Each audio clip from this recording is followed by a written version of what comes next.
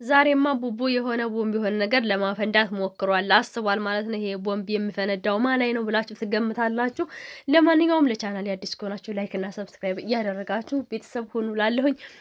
ለመላው የክርስትና እምነት ተከታዮች እንኳን ለጌታችን ለመድኃኒታችን ለኢየሱስ ክርስቶስ የልደት በዓል በሰላም አደረሳችሁ እያልኩኝ በዓሉ የሰላም የፍቅር የአንድነት ይሆንላችሁ፣ ሀገራችንንም ሰላም ያደርግልን። እንዲሁም ደግሞ በስደት ላይ ያላችሁ እግዚአብሔር አምላክ ከእናንተ ጋራ ይሁን እብያለሁኝ። ዛሬ እንግዲህ ቡቡ የቀለበት ፕሮግራም ብሏል ማለት ነው። ብሩኬ ዛሬ ለማን ነው ቀለበት ሊያደርግ የመጣው? ቀለበት ቀለበት ቀለበት የሆነ ቦምብ ነገር ሊፈነዳ ነው። ቤተሰብ እውነቴን እምላችሁ ይሄ ቀለበት ለማን ይመስላችኋል? እንግዲህ አብዛኞቻችሁ ለሀይሚ ነው፣ አብዛኞቻችሁ ለሀይሚ አይገባትም ለዩ ነው የምትሉ አላችሁ። ለማንኛውም ግን ለሀይሚ ነው። ግን ብሩኬ ይሄንን ያህል ነገር አስለፍተህን አድክመህን አከራክረህን አጣልተህን እንደዚህ ልትሰራን ጉር ልታረገን እኛ ነን ዳር የምንቀረው፣ እኛ ነን ኋላ የምንቀረው። ድሮም ፈርቻለሁ ቤተሰብ፣ እውነቴን ነው የምላችሁ። እኛ ስናሽቃበጥ አይ ከልክ ብንሆንስ ከልክ ብንሆንስ። ደግሞ ምን እንዳሳሰበኝ ልንገራችሁ። ይሄ ነገር ማስታወቂያስ ቢሆን የሱም ማስታወቂያስ ቢሆን ይሄ ነገር ደግሞ ቀለበቱ ለሀይሚ ባይሆንም ብዬ ራሴን እየተጠራጠርኩት ነው። በኋላ ደግሞ ምን ልል ነው እያልኩኝ ሀሳብ ይዞኛል። ብቻ ግን ለማንኛውም መልካም ምኞታችንን መመኘት አይከፋም። ለሀይሚ ቢሆን እያልን እየተመኘን እንቆያለን። እንግዲህ መጓጓት ነው፣ እንደ ፈርዶብናል። እየጓጓን ማምሸታችን ነው። እንጓጓ። ለማንኛውም ችግር የለውም። እስከሚመጣና እስከምናይ ድረስ ተስፋ እናደርጋለን። ለሀይሚ ነው በቃ። ከሀይሚ ውጪ አንሰማም አናይም። እውነቴን ነው የምላችሁ። ይገባታል። ግን እውነት ለመናገር እኛ የይቅርታ ልብ ሊሆነን ይገባል። መቼም እስካሁን ድረስ ያው ብሩኬና ሀይሚ ታውቃላችሁ ወደ 2 ዓመት ገደማ አብረውን ቆይተዋል። በብዙ ነገር ማለት ነው። እና ሲያጠፉም ይቅርታ እየጠየቁ ብቻ ብዙ ነገር። አሁንም ደግሞ እንግዲህ እስከዛሬ እስካሁን ሰሞኑን በተለይ ብሩኬን በሰራው ስራ በጣም ብዙ ተመልካች ጓብሎበታል ብሩኬ ላይ እና ያንንም ስህተቱን አምኖ ይቅርታ ከጠየቀ ያው ይቅርታ ልብ ሊኖረን ግድ ይላል ማለት ነው። ይቅርታ መቀበል ደግሞ አለብን ብዬ አስባለሁኝ። ብሩኬም ደግሞ ተመልካችን ይቅርታ እንደሚጠይቅ፣ ምክንያቱም በጣም ብዙ ሰው ተጣልቷል፣ በጣም ብዙ ሰው ተከፋፍሏል። በተለይ የነ ብሩኬና የሀይሚ ደጋፊዎች፣ ጨረቃ ፋሚሊዎች በአጠቃላይ ግራ ተጋብተዋል ማለት ነው። የማልጠበቁት ነገር ነው የሆነባቸው። በዛም ደግሞ ትንሽ ተደባብረዋል። ስለዚህ ያን ነገር ደግሞ የሚክስ የይቅርታ ልብ ሊኖረን ይገባል። ይቅርታ ከጠየቀ ያው መቼም ይቅርታ ማለት አለብን። ስራ ነው፣ በነገራችን ላይ ስራ ነው። አንዳንድ ልጆች ደግሞ ስራ ነው ስንል ስራ አይደለም የምትሉም አላችሁ። ስራ ነው እና መግቢያ ላይ ሲሰሩ እንዳያችሁት ከሆነ የሚይዙት የድምጽ መቅጃ ስልክ ሁሉም አንድ አይነት ነው።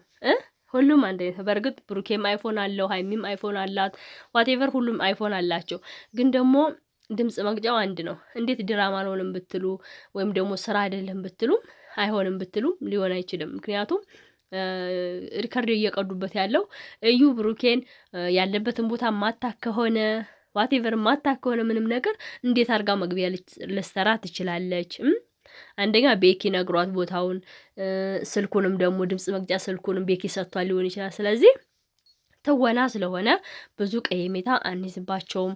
አንዳንዶችም ደግሞ በትክክል ሀይሚና ብሩኬ አይዋሹም፣ ትክክለኛ ነገር ነው የሚሰሩት ብላችሁ የምትሉም አላችሁ። አዎ ትክክለኛ ነገር ነው። ምክንያቱም አንድ ሰው በህይወቱ ላይ ሊኖር የሚችለውን ነገር ነው ዲራማ ወይ ደግሞ ፊልም የሚሰራው የሚቀረጸው አይደል?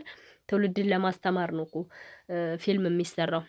ስለዚህ ይህም ነገር ደግሞ አስተማሪ ነው ብላችሁ የምታስቡ አላችሁ አይደል? እውነትም አስተማሪ ነው። እዩ ትናንትና በተናገረችው ነገር እጅግ በጣም ብዙ ነገሮች አሉ። ምክንያቱም አንዲት የወለደች እናት ወይም ደግሞ እናት የሆነች የልጅ እናት የሆነች ሰው ልትከፍለው ልታደርገው የምትችለው መስዋዕትነት ለልጇ መክፈል ያለባትን ዋጋ እስከ ጥግ ድረስ ሄዳ መክፈል እንደምትችል ነው። እዩ እንግዲህ እስከ መጨረሻው ድረስም ባትሄድበትም ግን ደግሞ ልጄ አላባት እንዲያድግ ስለማልፈልግ ነው እንደዚህ ያደረኩት፣ ሀይሚና ብሩኬ እንደሚዋደዱ አውቃለሁ ያለችው ለምን መሰላችሁ? ምክንያቱም መክፈል ስላለባት ዋጋ ነው።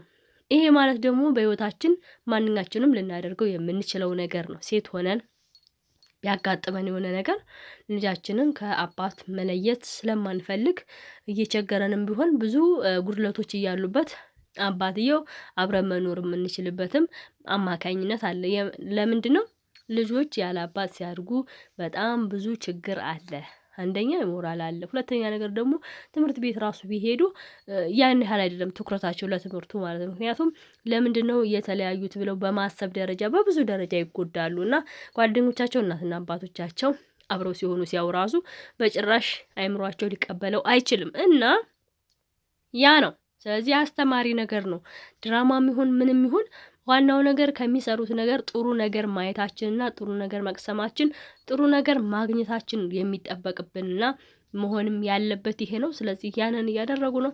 ለማንኛውም ውድ ቤተሰቦቼ ዛሬ ቀለበቱ ለማን እንደሚደረግ አብረን የምናይ ይሆናል። ለሀይሚ ብላችሁ መቼም እንደምትሉ ተስፋ አደርጋለሁ። ግን እኔም ደግሞ አንዳንዴ ልቤ ሆይ ተረጋጋ፣ ወይ ለሀይሚ ይሆናል ወይ ደግሞ ማስታወቂያስ ቢሆን እንደው ደረታችን ላይ ያስቆሞ እኮ ብሩኬ እንደው ልባችንን ስንጥቅ አርጎ ሊገለን ነው እያልኩኝ ነው ማለት ነው።